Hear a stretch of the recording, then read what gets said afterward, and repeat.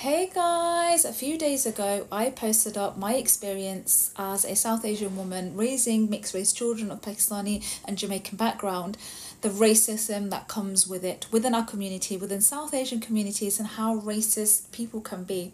And it's very obvious, and to be fair, they're not even scared of telling you. I got this comment a few days ago. I went to the halal butchers and they were speaking in our language and they were being really racist towards my children. You can see on the video posted a few days ago. So this comment over here from Razia really stuck to my head, and it still is, and my heart really goes out to her, so I just wanted to go through this. So Razia says, my own mom judges my children as 2 are darker and 2 are lighter in colour.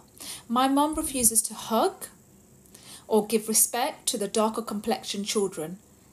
That makes me sick to my stomach. Furthermore, I know they don't want to visit her at all, so they have to listen to the abuse. She usually says, where is the Kali Sari Kuriyan? And never the names. So basically, Kali Sari Kuri basically means where are the black girls, kind of, in a horrible, horrible way. Now, she must have 2 children that are light and 2 children that are darker. Same as my brother. My brother, mashallah, has got very beautiful dark complexion. In fact, very similar to my husband's skin tone. And he's fully Pakistani and he can get away with being black, but he's South Asian. This comment over here makes me sick as a mum to my stomach. I will never, ever in my entire life treat my kids or any other child out there differently because of their skin tone. This mom needs help, okay? A grandma. I can never think of my mother doing that to my children, my kids' grandma. My mom is amazing. She actually treats the kids better than me. And I get jealous, or not jealous like that, but just in a way, like, they get treated so lovely, so kind, so much love from both the Jamaican side and the Pakistani grandma that the colour does not even come into it.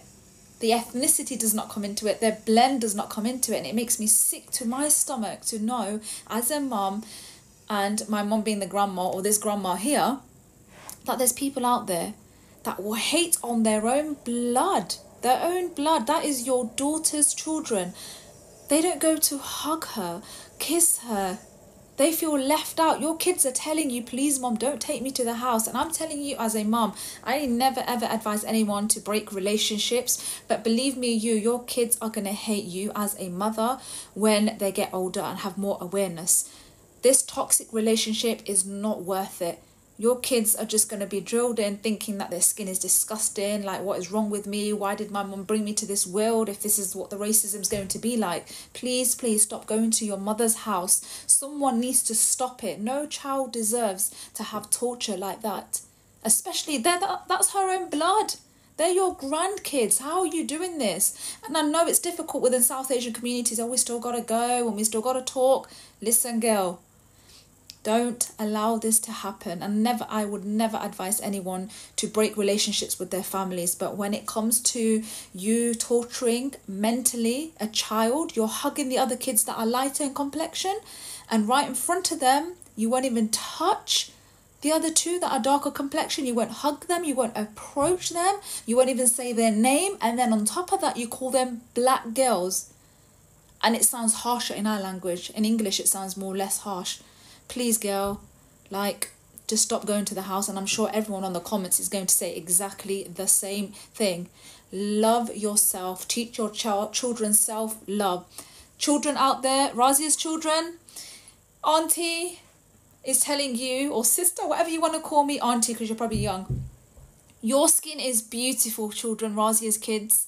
Your skin is beautiful. Your curly hair is perfect. Everything about you is beautiful. If you feel left out and lonely, inbox me and my kids will talk to your kids and let you know that everything about you is amazing, kids, okay? Much, much love, Mum. Razia, you're doing an amazing job, my darling. And it is very, very hard. But honestly, you know what to do. Merry Christmas, my beautiful Africans. I love you guys. Merry Christmas and a Happy New Year for each and every one of you. So this Christmas, what have you bought for your child? If you're a parent like me, what have you bought for your child? Did you buy a volleyball? Did you buy A bicycle? What did you get for your children?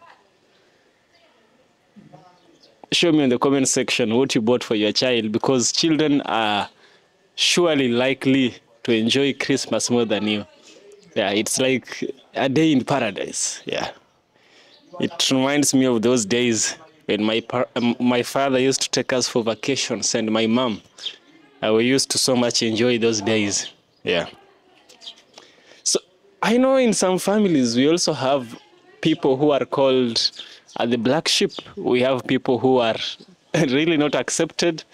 It's not just something to laugh at, but every family has a black sheep. So are you that black sheep? What made you a black sheep? Sometimes you are tough-headed, you don't want to listen to your parents, and that's why you became a black sheep. One case is different. One case is different, and this case is something which is, I find the parent, back-minded, because a woman online was able to share her testimony where her parents disliked her children who are dark-skinned, Her parents disliked her children who were dark-skinned. Just because one is dark and one is light, you treat them unequally. You treat the one with a lighter skin better than the one with a black skin. This woman is able to share her opinions, and damn, this is very serious, guys. How can a parent judge a child? How can you make a child a black sheep just because they have a black skin or a dark skin? Because nobody really has a black skin. But I think we have such people as well. But so few of them. Many of us Africans who are called black, we are actually chocolate. And some Africans are very light, I don't know like what. You understand? Now, what happens is the parent who is judging, who is mistreating the black child, is a parent who has self-esteem issues, is a parent who had problems growing up. I want us to listen to what this sister has to say and try and grasp a reason as to why her children are facing this treatment from her mom, which is their grandmother. A grandmother is having biases towards her grandchildren. And here is the daughter explaining. Let's have a watch. When Latinos claim that light-skinned and darker-skinned Latinos are treated the same, it's always amusing to me. Yesterday, my sister called me to talk about this incident that happened at school with my darker-skinned niece, who is literally the smartest little girl in the world. She speaks Spanish, she speaks Arabic, she speaks English. She's gotten a straight A honor roll for the past 4 years in a row, and all her teachers love her. And she's quite popular. She has little friends too. They come to her house and play with her all the time. But that's not why I got a call from my sister. I got a call because my little niece was in the lunch line, and some little boy came up to her and was like, "Oh, you can't be in this line." And she looked at him confused, like, "Why?" And he said, "Oh, it's because you're black." My niece is 8. She didn't even know how to respond to this question, so she just let him cut her and just didn't say anything. And when she got home and told her parents, she was like, "Why did he call me black when I'm not black? I'm Mexican and Salvadorian." Her parents had explained to her that that boy made that comment to try and make fun of her skin tone. So all you Latinos out there who are still using the term negro and negra as, "Oh, it's just a term of endearment. We're just teasing them. It's all love." You are teaching that to your children. It is being passed down, and they're saying stupid shit like that in schools to my niece. So anyway, my sister and her husband have asked the teacher to contact the child's parents and let them know that their son is racist and colorist, and they should be Funniest thing happened to me. So I was having a conversation with somebody, and basically they said that Latin America is not obsessed with race the way that the US is, and basically the topic of race and the conversation of colorism and racism is not as prevalent in Latin America. Then continues to say, "I don't even know why you're talking about this. You're clearly not Latina." Oh, I'm clearly not. What about me is clearly not Latina? What is Latina supposed to look like that I don't fit the mold of? Exactly, because if you answer with the answer that you want to answer, which is lighter brown skin, straight hair, you're going to be wrong. And you're also going to be colorist, because Latina is an ethnicity. You can be any race. You could be black, you could be Asian, you could be indigenous Latina. It does not matter. Latina does not have a look. Which is hilarious to me, because if you did the slightest bit of digging on my public profile, you would see that I have a Made in Panama tattoo, that my dad was born in Panama and immigrated to the US. My grandma was born in Panama and immigrated to the US. and everybody else, it literally still lives in Panama. I was the first person on my dad's side of the family to speak English. My name is literally Josefina. Come on now. I think it's hilarious how people will sit there and try to deny colorism and racism in Latin America and then say, you're obviously not Latino because you look black. I cannot stand when people try to pretend that race doesn't exist in countries outside of the United States, especially when we're talking about the Western Hemisphere and the Americas. This idea that there's no black and white in Brazil, we're just Brazilians, is so wrong. Something that I've seen a lot in my research, because I do study race in Latin America, that's what I'm doing in my PhD, right? And something that I found so common is that people will try to say, no, racism doesn't exist here in this country because we're not like the United States. Like, the US is used as like the little standard for racism, when I feel like that's really fucked. Just because racism in your country doesn't present the same way as it does in the United States doesn't mean it doesn't exist. And same thing, just because race doesn't present the same way in the United States doesn't mean it doesn't exist. The biggest difference is that in the US, we promoted segregation. We wanted a really strong dividing lines between black and white, versus in various Latin American nations, they did not want that. They wanted to make it all mixed so that they can have this whole myth of racial democracy, or since we're all the same color, racism can exist, right? So yes, instead of like in the United States where we have really strong lines between black and white, you guys have a lot more middle ground. That being said, that doesn't mean that people on other sides of the spectrum don't exist and don't experience marginalization, especially the blackest people. The crazy thing is, very rarely, very, very rarely have I ever had a black person in a Latin American country tell me that racism doesn't exist. It is always someone who is not black that is telling me that. Someone who is not part of the most marginalized communities telling me that racism doesn't exist. Because every single black person I've met in a Latin American country has told me otherwise. Every single one.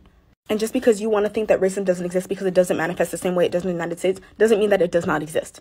Black people feel the impacts of racism in Latin America as well. Indigenous people also can feel the impacts of racism as well. And white people also still have privileges, and people having closer proximity to whiteness have privileges in Latin America, just like in the United States.